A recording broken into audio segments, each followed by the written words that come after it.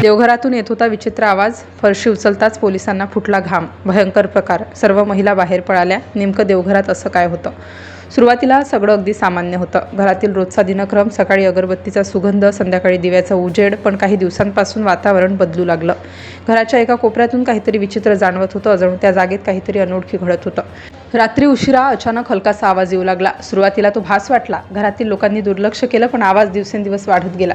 कधी खसखस, कधी धडधड, तर कधी कुणीतरी आतून हालचाल करत आहे असा भास. या आवाजासोबत आणखी एक गोष्ट लोकांच्या लक्षात आली. एक विचित्र आणि उग्र आवाज. सुरुवातीला कुणालाही समजलं नाही हा आवाज कुठून येतोय. घरभर शोध घेतला गेला. स्वयंपाकघर, स्टोरूम, मागचं अंगण, पण वासाचा माग काढणं कठीण होतं. दरम्यान घरात येणाऱ्या जाणाऱ्यांनाही ही गोष्ट जाणवू लागली. काहींनी विचारलं, काहींनी दुर्लक्ष केलं, पण भीती मात्र हळूहळू वाढत होती. विशेष म्हणजे हा वास आणि आवाज एका ठराविक दिशेनेच येत होता. तो कोपरा म्हणजे घरातील देवघर, पवित्र मानली जाणारी ती जागा, रोज पूजा केली जाणारी शांततेची जागा. पण आता तिथूनच काहीतरी विचित्र घडत असल्याची जाणीव होऊ लागली. घरातील महिलांना सर्वात आधी भीती वाटू लागली. रात्रीच्या वेळी देवघराच्या दिशेने जाणं त्यांनी टाळायला सुरुवात केली. काही वेळा दिवा लावताना त्यांना हलकासा आवाजही ऐकू येत होता. वातावरण अधिकच गूढ बनत होतं.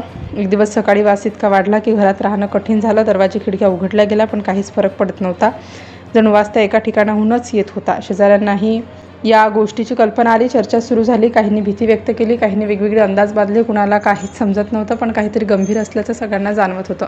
शेवटी ही बाब अधिक काळ दडवून ठेवणं शक्य नव्हतं. परिस्थिती पाहून संबंधितांना माहिती देण्यात आली. काही वेळातच तपास सुरू झाला. घरातील सर्वजण तणावात होते.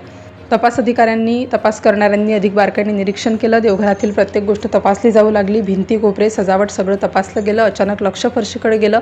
त्या फरशीचा एक भाग वेगळा वाटत होता. सुरुवातीला तो योगायोग वाटला, पण नीट पाहिल्यानंतर संशय वाढला. जमिनीवर टकटक करून पाहण्यात आला. आवाज वेगळा येत होता, जणू खाली पोकळी आहे. वातावरण अधिक गंभीर झालं. सर्वजण श्वास रोखून उभे होते. फरशी उचलण्याचा निर्णय घेतला गेला. तिथे उपस्थित असलेल्या लोकांच्या चेहऱ्यावर तणाव स्पष्ट दिसत होता.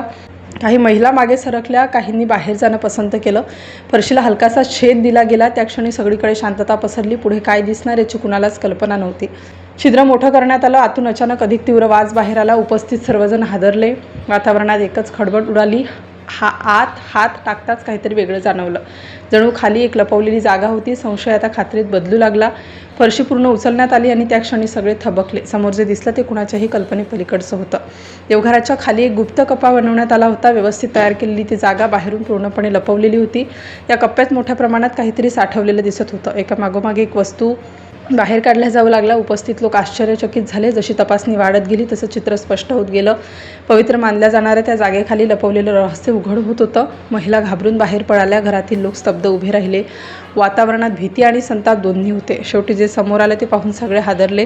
देवघराच्या खाली मोठ्या प्रमाणात बेकायदेशीर दारूच्या बाटल्यांचा साठा लपवून ठेवण्यात आला होता.